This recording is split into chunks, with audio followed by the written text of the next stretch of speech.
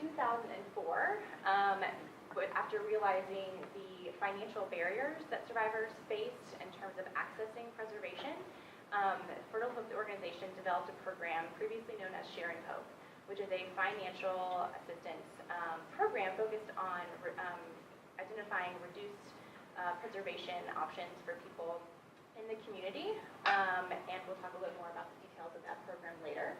In 2009, the decision was made that the LIVESTRONG Foundation would acquire Fertile Hope, the organization. And this happened for a number of reasons. Fertile Hope, Lindsay and her team did a great job in terms of raising awareness that fertility and infertility is a risk of cancer and its treatments. And so because of that, more and more survivors as well as doctors were aware of this, but it really needed to go over a hump. There's a lot of conversations happening, but it was felt that an organization like ours would be able to provide a more comprehensive overview and approach to our fertility work in the community. And with our broad reach and with our navigation services, it made sense for us to acquire this organization to be able to provide more specialized education and information around fertility. That was in 2009. And then in 2012, we structurally, internally made the decision to have a more robust team here within the foundation, within navigation, but also across the organization as a whole to focus on fertility work. And so we'll go over some of the details.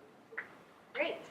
So 2012 was a very exciting year because I got to transition into my role as the navigator for fertility services. And so just to give you a glimpse of these are all of the team players that have a hand in fertility work. And so I oversee the day-to-day aspects of our financial assistance program related to fertility. And we also have Jamie, who has come on board as a contractor, and Jamie can raise her hand, she's right there. She started in June and will be here through December. And then we have Anne, who's also in here today, and I saw her. Maybe she had to step out, but she has been here spring and this summer, and then Kelly's a new intern that we have on board. All of us work directly with clients in the fertility centers and just things related to our fertility financial assistance program, and then also some other projects. Emily oversees national services and has been a part of fertility since we have acquired it in 2009. And then both Sarah and Lloyd also have a hand in fertility. They're working with our fertility advisory committee and then also the fertility training that we'll talk about later. And Lloyd's working with our health policy and insurance reform work and trying to get coverage for fertility preservation. And then not to leave out, we do have our general navigators, which would include Indira and Guadalupe and Abby, who all educate on fertility preservation risks and options whenever they're talking with clients directly. So we'll start with a trivia question. All right. So I'll read this out loud, and this is a true or false question. Pre-treatment fertility levels, treatment type, and age are all factors in determining a patient's risk of infertility.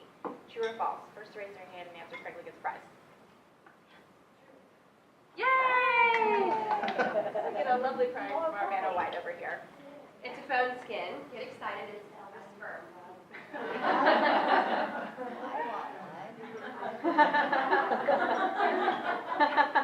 Does anybody have any questions associated with any of these specific factors at this point? And actually, give you some more education on it. Yeah. Oh, go ahead, start. Is one more important than any of the others? Really, it's all a combined factor. So many people, so for example, cancer type, which is also not listed on here, is also another risk factor. And so you have to take into all of these things into consideration when you're looking at one individual's risk. So it's we can make generalizations, and some treatment types are more severe than others. Some types of cancer are more severe than others in terms of impacts to the reproductive area, but you really have to take into consider all the different aspects for the one individual to determine their risk. Yeah. What about patient's sex, like male or female? Yeah, so that impacts, of course, some of the cancers that people get. So, for example, testicular cancer and then ovarian cancer. Those in and of itself are diseases that will impact the gonadal function of somebody. And so, yes, that is definitely a contributing factor. And the outcomes for both men and women after treatment are different, so we'll talk about that a little bit too. So we'll go over the need for fertility preservation and why this topic is so important. And it is because of the number of people that are diagnosed in their reproductive years every year. So that's 130,000 cancer survivors that are diagnosed with cancer could potentially have an impact on their fertility. We've learned that the ability to have children in the future does impact someone's decision on what treatment they might have, or they might weigh out their treatment options a little bit differently depending on how it is going to affect their fertility. As Emily said, risks to fertility vary on the cancer type, the treatment, the dosage, and also your pre-treatment fertility levels. So we could all go and get our fertility levels tested now and have an idea of where we are, and that's the same for anyone diagnosed by cancer. They could have an idea of where they are prior to treatment, and then again after treatment you could have an idea. There are options that exist that we're going to talk about today that are for fertility preservation or for family building options, pre-treatment, some even during treatment and then after treatment. And we have found that the cancer survivorship rates are generally high. So 77% of patients under the age of 45 survive at least 5 years. So many more years beyond 5. So Emily's going to talk a little bit more about impact. Yeah. So just to go into some of the reasons why it's so important, and we feel like it's a very important job of ours to educate providers and patients about the impact that fertility has, because it does impact somebody's quality of life, not only when they're just diagnosed while they're going through treatment, but also years and years after treatment. So people who are of reproductive age want information about their options.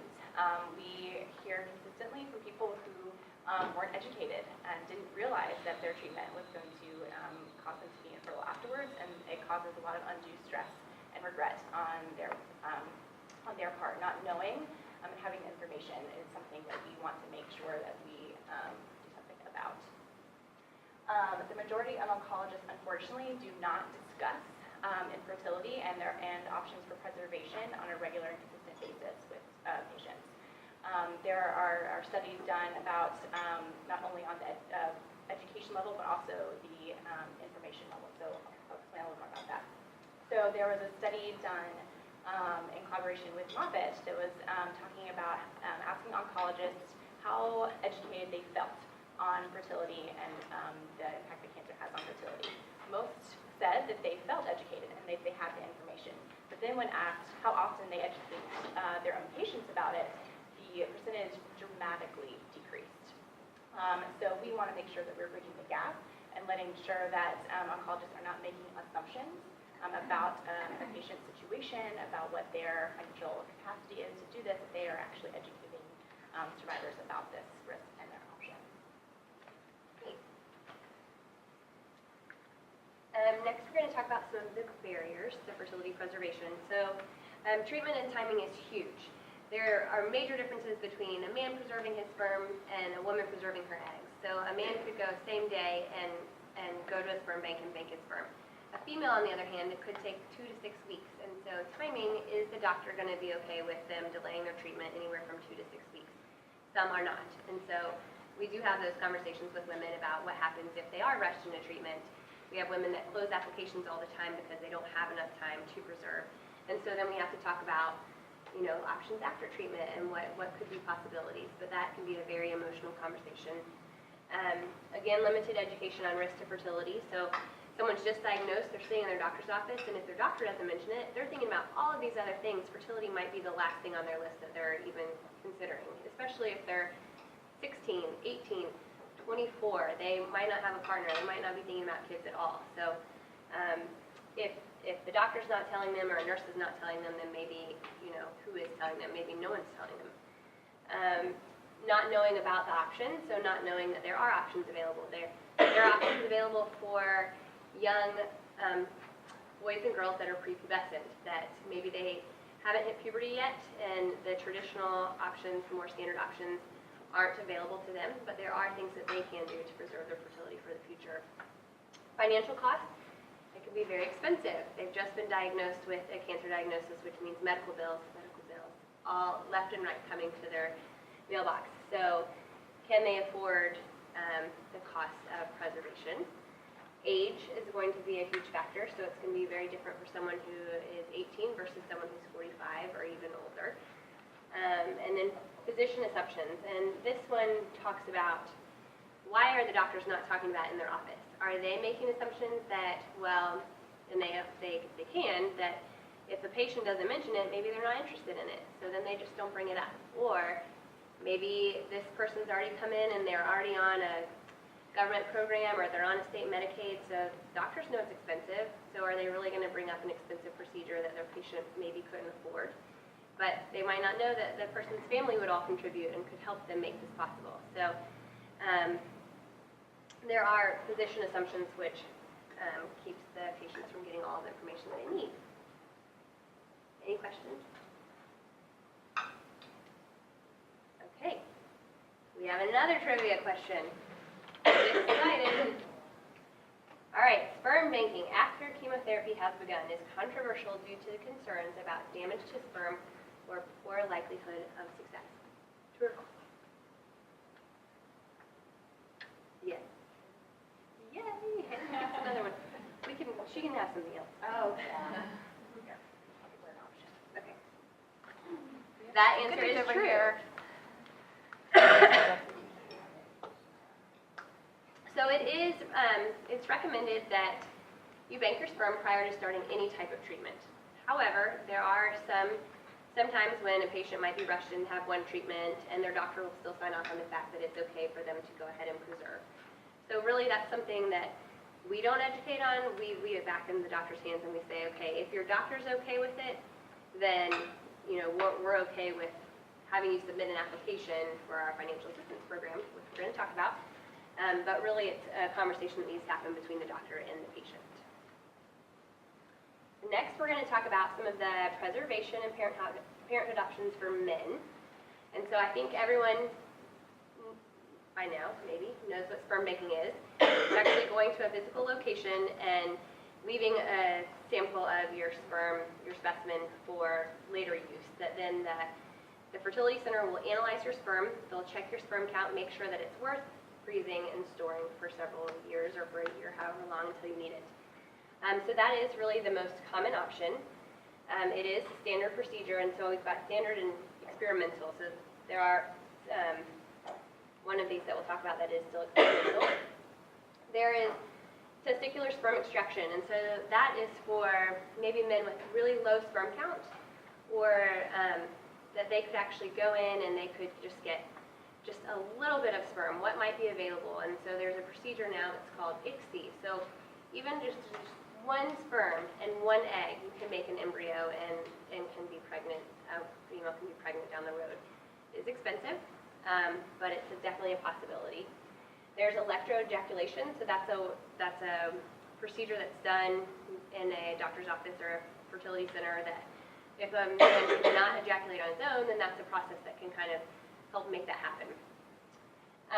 Testicular tissue freezing, this is something that is experimental. This is the option for prepubescent boys. So this is taking a little bit of testicular tissue and then using it, analyzing it, and then using it later down the road.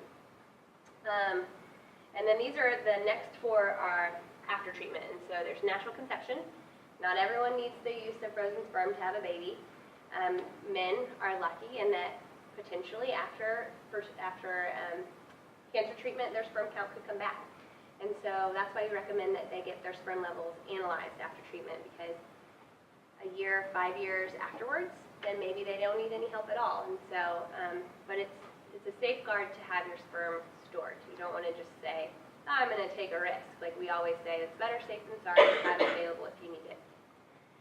Assisted reproduction, so that's any time that you are using a fertility center to help make an embryo. So using sperm and using an egg. And using a fertility center to help make that process. There's also donor sperm and adoption. So donor sperm, individuals can go to a sperm bank. They can actually choose by characteristics or traits or whatever they're looking for to help make their embryo. And then there's also adoption. And now we have another trivia question. So, true or false? The egg is the largest cell in the body made mostly of water. True. Yay! You're the winner of a lovely phone cover. Can we expect to see that on your phone? Gosh, now that I see it. I'm not sure. this is true, and this will come up when we talk about egg freezing, is why this is kind of fascinating.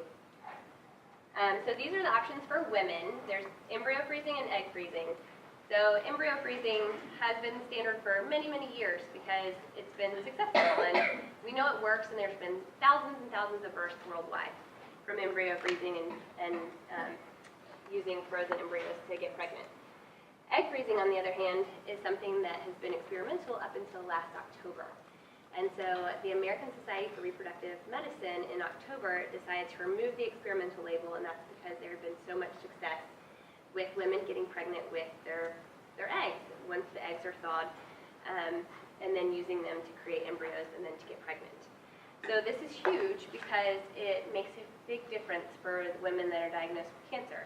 Before, it was encouraged that they had a partner or that they used donor sperm to make an egg. So if you're 20, 21, and you don't have a partner, then do you want to use donor sperm? Maybe not. Maybe you want to wait and see. So this means it opens up a lot of opportunities for younger women to preserve their eggs. Actually, women even of all ages. It's more successful when you're younger. As you get older, the quality of your eggs changes, and so some doctors will recommend once you hit a certain age that you do go ahead and try to freeze embryos over eggs. The part about the egg being the largest cell made up of water, the reason why that is interesting is that it was so hard to freeze an egg and then thaw it. And so now they've perfected the freezing process, and which has led to more successful births using the eggs later. Any questions about those? Yes. Why, to me, I don't know, maybe this makes sense, but why did embryo freezing come prior to egg freezing? You would think that it was in the reverse, or was that just because they put those together first? Did they manage to preserve those first? You know, I think that's a great question. I don't know if I... I think it's the technology. So embryo freezing is a common part of IVF process in general. So some of the first embryo freezing was done for couples who were infertile just by natural means and need to go down and have assisted reproductive support and getting pregnant. And so the first route for doing that was embryo creation in a lab. And so, you know, when somebody stimulates you and you have lots of eggs, they would make a lot of embryos. And so they didn't want to discard any embryos, so they would freeze them. And so that's sort of the trajectory of how embryo freezing was sort of the primary thing that had been perfected more and more because it's a common treatment for people who are infertile in general. Is there any sort of political focus at all about that there wasn't a person? There's not a partner. Mm-hmm. Yeah, so there are a lot of the social factors involved with either being a single. So yes, And there are some hospitals and reproductive centers that won't allow egg freezing. Yeah, and there's actually probably right now 50 to 60% of fertility centers are doing egg freezing, but there's still a large number that are not. And with the state laws, there are different laws regarding what can be frozen. Can eggs be frozen? Are embryos human life? So there actually are 2 states that we don't work with for our financial assistance program, and that it's because of laws of freezing. So, but science has come a long way, and they're doing really neat things, and figuring all of this out and what works and what doesn't work. Some of the other options are, well, the next one, ovarian tissue freezing, which is really fascinating. They're taking out a woman's ovaries, and they're taking strips of the tissue, and they're analyzing the strips. They're taking it into little small pieces, and then they're freezing that, and then using that later in hopes that once it's reimplanted back into the woman, that then it would start creating eggs. And so there's the neat thing about this is that they will freeze it, or they could actually implant it in a woman's arm or somewhere that's full of blood vessels, and that it might, would survive on its own within the arm, and then they could use it later when they needed it. So science, they're doing crazy things with science. It's really amazing. But then also, ovarian tissue freezing is the only option for prepubescent girls. So it's still considered experimental, but there's an option, so that's good. And there are also concerns about reimplanting certain cancer types into a female's body. So different leukemias, there's still discussion back and forth as if that could cause cancer to come back or to grow again in the future. So there is some controversy around this. There's also ovarian transposition and suppression, radical trachelectomy, and then we've got the next few are just the parenthood options after treatment. So similar with men, natural conception, some women might not need help. In vitro fertilization, using donor eggs or embryos, and if you are having a surrogate, having someone else carry your child if you cannot safely carry to term. And then adoption. Any questions on this? Great, so this slide is going to go over estimated treatment costs. I just thought it would be really helpful for you all to see how expensive some of these procedures are. Sperm banking is one of the cheaper options for men, and it also, these prices are going to vary geographically. So New York and California, their prices might be higher than in North Carolina or Florida. You can see that embryo and egg freezing are around the same price, and that price does include the cost of medications, and medications are usually around $4,000 to $5,000.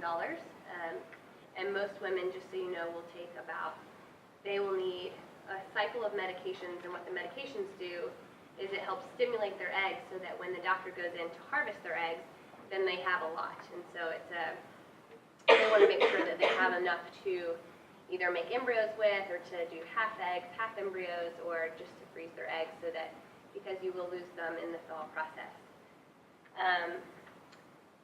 The one that I've found the most fascinating in the last 6 months is the cost of surrogacy. So we have had more women reach out to us that can't carry their own child, and they need help with a surrogate, and it is so expensive. So $60,000, $80,000. I had women that were asking if they should take out a lien on their home or what to do, because there aren't really financial assistance programs right now that are covering these costs. There's some that might provide $2,500 here or $5,000 here, but $5,000 when you're looking at $60,000 is insane. So there's legal costs associated with that. There's counseling costs associated with surrogacy. And then also adoption can be very expensive, and that depends if you're doing international, if you're going to do domestic, if you're going through a private agency or a public agency. Those are challenges, and can be hard, especially after you've just finished with a cancer diagnosis and treatment and you're ready to move forward, and then to be faced with these costs in addition to what you've already gone through. Do you have any questions about these costs? Yes. Have you considered partnering with faith-based organizations to help facilitate adoption and reduce that burden of cost? Well, so right now we're actually working on how we can build out our post-treatment resources. And one of the things that we had thought about were reaching out to surrogacy groups and see if they would discount their services. Maybe not a formal partnership, but just kind of similar to how we have our financial assistance program set up, reaching out to these groups to see if we can advocate on behalf of our patients. So that's a great idea. We don't have anything in place right now, but we do have Jamie, who is going to be working on post-treatment resources from now until December. Okay, so for those of you that don't know, we do have the Fertile Hope program for men and women. So this is one of those areas that helps with the financial costs associated with fertility preservation. So this is a navigation program. It's one of my favorite program because it's a way for us to give hope to all of these people that have just been diagnosed and to give some positive news. So what we've done is we have a network of over 350 fertility centers across the U.S. that are willing to give a discount on their services for patients that we approve through the program. We also have a partnership with EMD Serono, which is a pharmaceutical company. It's one of the top 2 pharmaceutical companies for fertility preservation drugs. And they are willing to offer 1 cycle of free medications for women. So $4,200 for each woman going through the program of medications. And then we have our application process, which does have eligibility requirements. It must be prior to treatment. They must fall below a certain financial eligibility criteria. Their oncologist must say they have a cancer diagnosis and that treatment's going to affect their fertility, and then they must have a fertility doctor if it's a female. Once the application has been processed and approved, which usually takes 1 to 2 days once we have a completed application, then the client would receive the discount and free medications. If it's a woman, if it's a male, they would receive a discount. And then they would also receive access to all of our all of our navigation services. So we stay in contact with them just to remind them about our other services, because once we have them on the fertility side, they're focused on fertility, they're focused on their diagnosis. They're not thinking about medical bills, emotional support, counseling, any of that. And so we do follow up with them just to kind of give them gentle reminders about our other services so that they know that they're a part of our larger organization and that we're here for them if they need us. Does anyone have any questions on this? What's the time frame from point of application? How long does it take for someone to apply and get approved? So once we have a complete application, it's 1 to 2 days. We can actually do a same-day approval if it's an urgent case. And we do have women that come through that are urgent that might need medications the next day. And so right now we overnight medications Monday through Thursday, and so as long as we have their application by Thursday at noon, they can get medications by Friday that could help them through the weekend. We do have, let's see, last week I think we had about 35 pending applications, which means we have both males and females that have submitted portions of their application, but maybe they're not complete. And so each week, someone on our fertility team, Jamie or Ann or myself, we will reach out to these clients to let them know what we might be missing or answer any questions they might have, or just remind them that we do need tax paperwork, or sometimes, you know, it can be a mother of a son and it's just overwhelming and stressful, and they're just getting all of the pieces of their puzzle figured out, and so we just try to offer reminders. But yeah, last week was a pretty busy week. Last year we approved 863 men and women for the program, and this year I think we were hoping or thinking around 1,000, so we'll see how that works out. But And what percentage are turned down when they apply for the service? not many. We do what we can to help patients get approved. So if they're over financially for, let's say, 2012, then we will try to average 3 years and see if that will help them fall below. If they are, we have process in place if they've been unemployed for 6 months, or we can review them as a case-by-case basis. But the ones that we might close might be because we haven't heard back from them after 6 weeks, and we will close an application. But we'll reopen it if they call us again, if they come back and they're less stressed, or a lot of sperm banks will do retroactive approvals, which means they'll honor a discounted rate while they're waiting for a letter from us. And then if they don't ever get the letter, then they will bill the patient the full amount, which then we might hear from the patient again. Because it's expensive and they want a discount. So women, the denials would most likely be financial, or that they could be post-treatment, which is an area that we're working on trying to get included. Women, if they've been rushed into treatment, they've had treatment, and then they're on the other side of treatment, a lot of them could be at risk for early menopause. So then their doctors are going to recommend that they preserve at that time before they hit menopause. So right now our program is pre-treatment. However, we've seen an increase in requests for post-treatment, this certain population of women.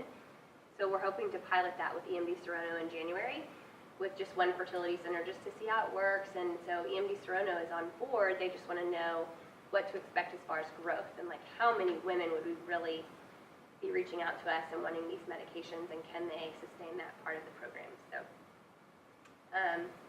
and then we also run into a situation with oncologists. We have language in place for the oncologist form that states that there aren't contraindications to the female going through with fertility preservation. And so for breast cancer oncologists, there is a concern with the female undergoing hormone-stimulating medications, especially if their cancer type is hormone sensitive. So, but if we ever have to deny someone, then we'll work with them to help them find other resources that might help. And we'll still advocate with the fertility center to make sure they'll still get a discount. And so far, we haven't seen any issues or upset with that. Do you think it's safe to say that some people just select out, they may not even apply for the program if they look at the financial criteria? I know this is oversimplifying it, but last year we had over 2,000 people reach out to us around fertility, but then 863 were approved. It's not that black and white. Some of those people may have just made a decision not to because it wasn't a priority to them. Yep. I think that Yeah, I think if they do see the eligibility requirements, maybe they don't fit them, and so maybe they wouldn't apply, or maybe they didn't have time, or I think there could be a number of different factors that could come into play. Are people coming in through navigation? Are they going in Fertile directly? Are they being referred to their oncologists? Like, how do people come in? All sorts of ways. So they could contact us, navigation, phone, email, or in person, and maybe that's something they hadn't thought of. And then Guadalupe would educate them on how do you consider fertility preservation, and then she would talk to them about our program. They could Google fertility and cancer, and they would see the Fertile Hope website and get information that way and learn about our financial assistance program that way. We do have a lot of referring oncologists, a lot of the same referring oncologists that will send patients over, and then also fertility centers. And there are lots of nurses out there that act as champions for fertility preservation, so that's kind of another way that they send people to us. Yes?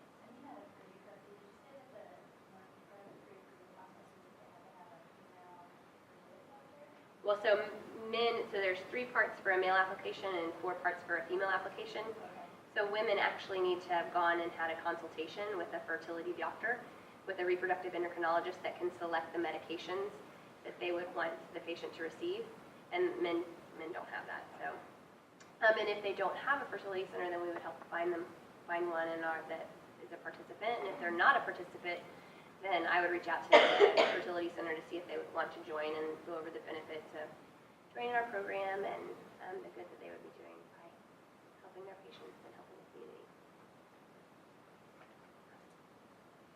Any other questions? We see more men than women, and women than men last year. It was almost, I think it was slightly more women, but it was almost an even split. I don't know if we're going to get this, but I'm curious about what progress is being made to add kind of coverage to, okay. Transition, Rebecca. Thank you, Rebecca. Great timing. Awesome. So I'm going to spend a couple of minutes just talking about what we are doing cross-functionally within the organization to make some systemic change in the country around adding fertility preservation benefits to insurance policies. And so one of the reasons why it's such a financial burden, as Ashley has described, is because insurance companies are not including fertility preservation as a covered service. And a lot to do with basically the fact that somebody hasn't yet undergone treatment yet. So how can somebody be infertile? So the standard definition of infertility is having gone 6 months to a year with trying and unsuccessfully reproducing. And so because cancer survivors are not yet infertile, this coverage was something that was basically denied to these individuals. So in 2011, our organization partnered with Cancer Legal Resource Center to come up with our position statement on insurance coverage of fertility preservation. And so a lot of this information is documented on some lovely case documents on our website, but I wanted to highlight just a couple of things that are our focus area. And so our goal was to work with existing insurance companies to expand their coverage to include standard fertility preservation services. So the standard word was actually a really, really big word because insurance companies don't necessarily want to assume the risk of treatments that are not the norm. And so with egg freezing becoming standard in October, if an insurance company had actually expanded their coverage policy to include this, now egg freezing is just a part of that coverage. So we specifically made sure that we wanted insurance companies to specifically say the standard language, and we didn't want to necessarily drill down any more further than that, so that we'd be more inclusive of any of the policies. So this position statement covers a couple of things. Basically, we wanted to address the issue of parity. So it's very, everybody knows here that doctors are on an oath to do no harm, but in fact, cancer treatments do cause harm, and there are a lot of other services available to survivors that help them. So for example, breast cancer reconstructive surgery, nausea medication, access to wigs. These are all services that are available to cancer survivors under some insurance plans. And because it was basically recognized that the cancer treatment was causing iatrogenic harm, basically harm due to medical treatment. And so we felt as though, well, if these things are being covered, why isn't fertility preservation also included in this? So we were looking for parity among guidelines and insurance language. The benefit already exists. So fertility preservation is covered as part of cancer care with the exception of sperm and embryo preservation. And the preservation services are things like ovarian transposition, which actually covered in one of the other slides, ovarian suppression, things that would actually be able to, and gonadal shielding. So things, if somebody is undergoing radiation therapy, during that process, there will be a shield that will help cover and defray the radiation from the reproductive area. So that, in essence, is a fertility preservation option that was covered under cancer treatment in insurance policies. And so our idea was, okay, well, you already have this covered under your cancer language. Let's add fertility preservation as part of that as a covered service for cancer and not necessarily reproductive medicine, because this is, in fact, an issue related to cancer. Low usage, low cost, and positive return.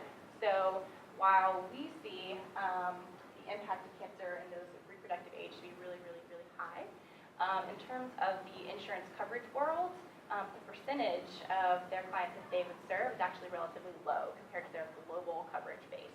And so in terms of a financial case to give to insurance companies, this was one of the key things we wanted to tell them, and that, you know, this is actually sort of a non-issue, because even if you added this, the number of people who actually access this benefit is so low, it really wouldn't cost you all that much, essentially.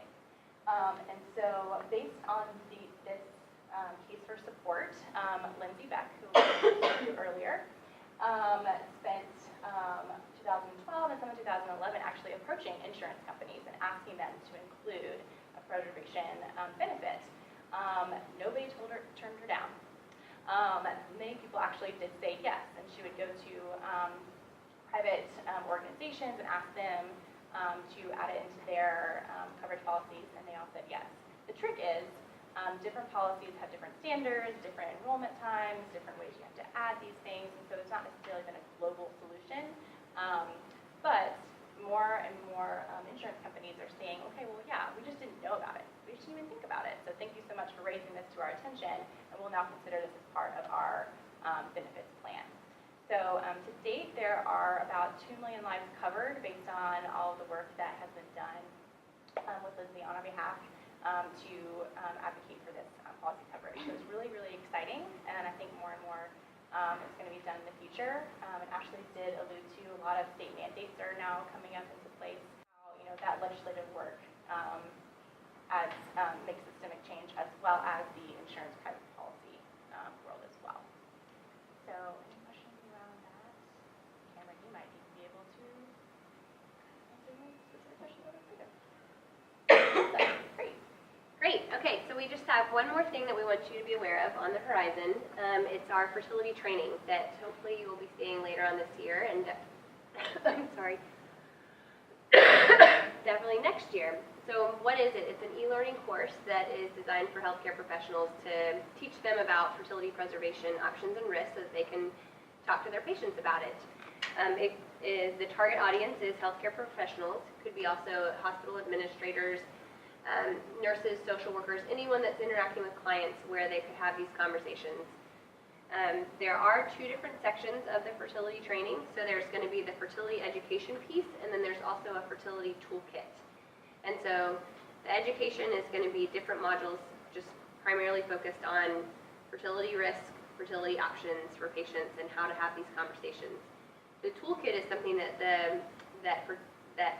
oncology centers could actually, it's a step-by-step guide where they could incorporate fertility preservation into their standard practices. And so it's something that Sarah has been working on, been dedicated to, and it's really awesome, the training and the toolkit. But it has kind of some processes and procedures in place as to how to implement this type of program into your center. The desired outcome is that there's going to be more people across the U.S. talking about fertility preservation, that more patients will understand their risks and options, that more people will know about LiveStrong and our Fertile Hope initiatives, and more people will come to us with questions or concerns and get the right information that they need about preservation or any education, that they can really speak to our services and what we can do for clients. Is there anything you'd like to add to that? Woohoo! So what can you do? You can educate patients, partners, programs that you work with about our fertility preservation services. If you have friends that are in fertility centers, sperm banks, anywhere in the U.S., feel free to have them contact me, and I would love to recruit them for the program. And then also we do have our fertility brochures that are for cancer survivors and patients. It is a brochure that goes over risks and options, and it's available in English and Spanish. You can send it to all of your groups, or they can order online in bulk quantities. And so that concludes our presentation. We do have some goodies for you all. So make sure you take one. Yes? Is there anything in a copy of this deck of slides? Absolutely. To facilitate as we talk to donors? Or Sure. employees? That'd be great. Are we going to continue to call it Fertile Hope or Sharing Hope or use their logo? Great question. Timing could be perfect. That is something that we are currently working on in terms of how do we, talk about our fertility programs to patients and healthcare providers. And so we are closely working with marketing to make those determinations about how we either do or do not best utilize, the Fertile Hope brand itself, and how we can actually do a better job at associating our fertility services with LiveStrong and that brand. So I think we'll likely see more and more talking points around that, about how we were trying to stress LiveStrong and fertility together. So, more to come. Yes? Do we have any data on how many babies have been born as a result of our program? We do not. It's in our survey that we're doing. We now do 2 different surveys. So we do one for a group that's been approved within the last year to find out about their experience and the process of our program to try to make process changes and make it a better experience. And then we have the other one that's a long-term survey, so that we're trying to find out what they've done with their eggs and embryos, if they've used them or not. And so we'll have more data, I think, in the years to come. You definitely get some anecdotal data. People will. Right, we do have, like Sarah Lyle, who's one of our, one of her stories is one of the videos at livestrong.org/Sarah, and it talks about her story, and she went through our services, and her sister-in-law carried her baby. One thing about that Lindsay Norbeck would always say is that it's not necessarily about the babies. And one of the outcomes about the program is that people are educated and know that there's a risk and have the moment that they could take to make a decision about preserving or not. So counting babies is great, but there are also other parts of the program that we're trying to get at. I did also, I did bring an at-home sperm banking kit, if anyone wanted to look at that. This is also an option for men where they might be in a rural area, or they might be stuck in a hospital, or they might be young and uncomfortable and not wanting to go into a sperm bank. And so we do have a kit as an option that they would also get a discounted rate on, and all of the instructions and how it's used. And so it's a really great option as well.